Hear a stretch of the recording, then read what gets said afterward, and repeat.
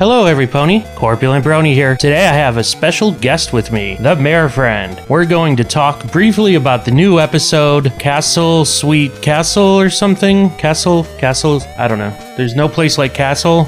What was it called? Noses.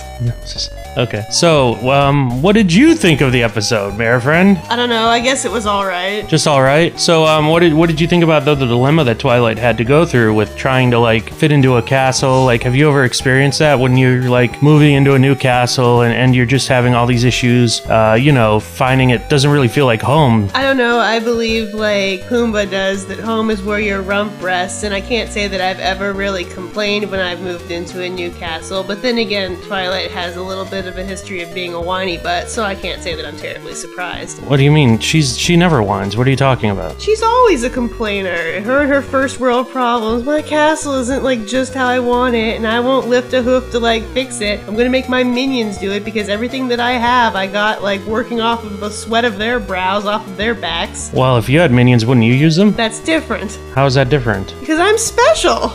So you don't think our purple princess is special? She's not a princess. Why is she not a princess? I've told you, how many times do I have to tell you she doesn't have the princess nose? She is a poser and nothing more, and she just steals from everybody else to make herself look good. But she has a horn and wings, she's an alicorn, she's been coronated. None of that means nothing without a nose? No. Oh, okay.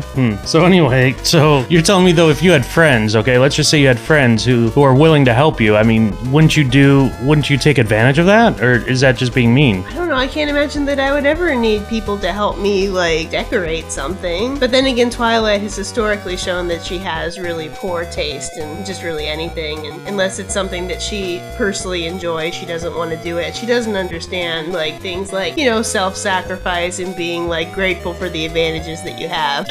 Okay, so what about the song? Did you like the song that the five of them sang, or do you think that was sort of, So the song was released before the episode, but I didn't have a chance to listen to it. But a lot of people said the song was kind of dumb. What do you think? I don't know, I thought that it was just okay. But then again, I usually think most of the songs are okay to not so good. There's only a couple that I truly think are enlightened. Was it better without Twilight? I mean, unfortunately, we saw a bit too much Twilight this episode.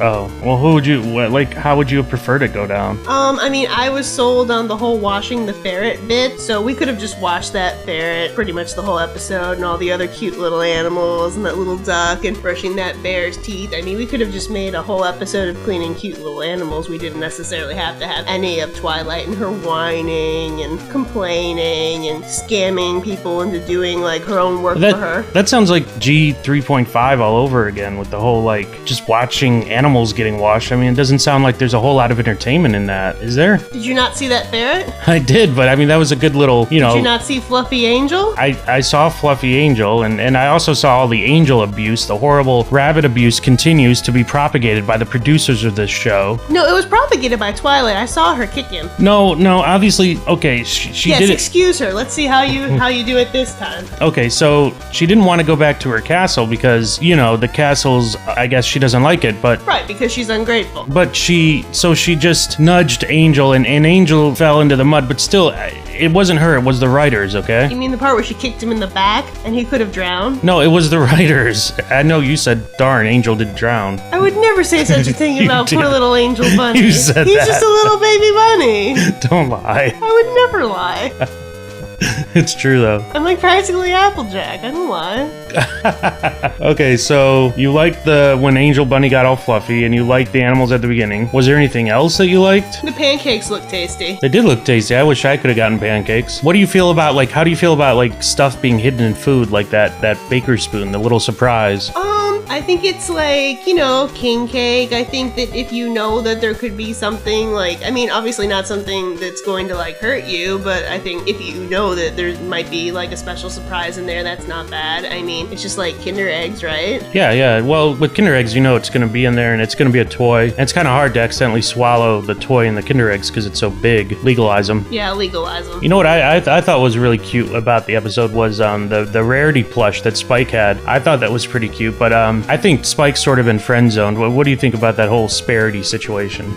I mean, I guess I just don't think very much about it. I mean, it's fine. They seem to get along well, so, you know, it's fine. It was a cute toy. I mean, who doesn't want a stuffed Rarity? I'd rather have a stuffed Twilight. Well, I mean, I wouldn't mind like a stuffed like G1 Spike, since that's like the best of all possible spikes. So what did you think of the picture that Rarity brought in of the main 6? I thought that was a pretty cool picture, except for Spike. I would love to have a picture like that myself, actually. I'm sure we'll have some people on DeviantArt sooner or later vectoring it, but what did you think about that? I thought that it was a nice picture. I mean, ideally Twilight would look at it and remember that she got to where she is, you know, in the blood, sweat of tears of her friends, so it might be good for her to remember them now and again, but I don't like think that really, you know, she would actually ever be that self-actualized. What about like all the scenes where they showed like the old treehouse, and you know, there's that little scene with Spike and Twilight, you know, and they're all like, oh, I miss the old treehouse, oh, me too, you know, let's shed a little tear for it. Do you think that was a nice way to sort of bring season 5 and season 4 together? Because a lot of people complained at the end of season 4 that, you know, we loved the treehouse and it was just a horrible thing to see it happen, especially after the Rainbow Falls episode where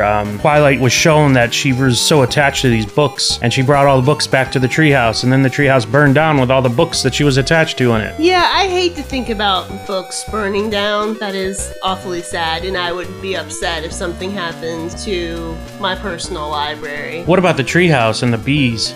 Oh, the bees. I do miss the bees. Do you miss the treehouse? I mean, yeah, the treehouse was like cool too. Okay. Sorry if I'm not saying what you want me to say. I don't know. I guess I don't have deep feelings about it. I just think it's alright. Well, that's good. I see that. I mean, I'm into the things that I'm into, and everything else is just kind of like, oh, that's cool. Cool. So what else did you think about the episode? I don't know. It was kind of like fillery, I guess, but then again, a lot of the episodes are. I liked how at the beginning Twilight was like a total hot mess, and I thought it was kind of a cute like little look at her. In fact, towards the end of her being a hot mess, she had like twigs in her hair, and I started calling her in my head Twig Light. Well, that's good. But I mean, I think it was refreshing for other people to see her as I usually see her, because that's her typical look to me. That's how she appears to me, is looking awful. Awful? That's a little extreme. I mean, she's just a pony. Well, she's got probably a long life ahead of her of, you know, time spent doing bad things to people and taking advantage of people and crushing her friends under her hoof and taking what she wants and having no regard for those around her. Man, you really hate Twilight. I don't hate her. Oh,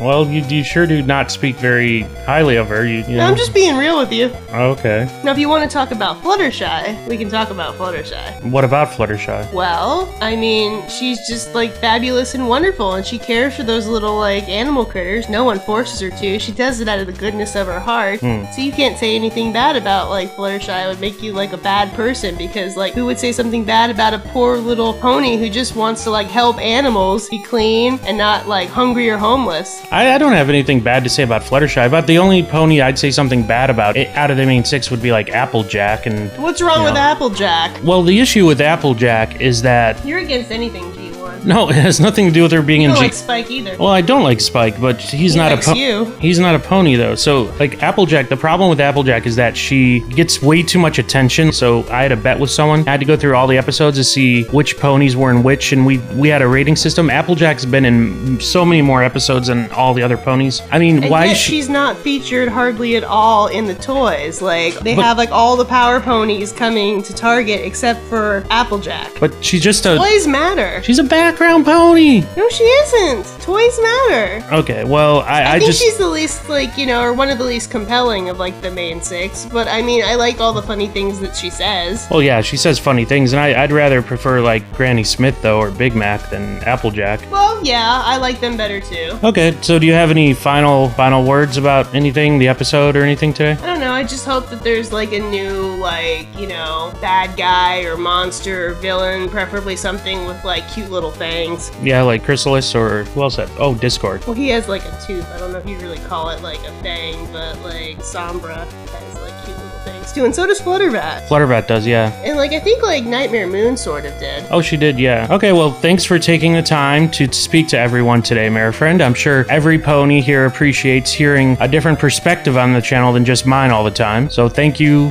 very much. You're welcome. Sorry I couldn't be more interesting or entertaining, but I can't say that this episode or any of the main things in it were particularly compelling to me. Well, I'm sorry you feel that way. These things happen. Okay, see you later, every pony.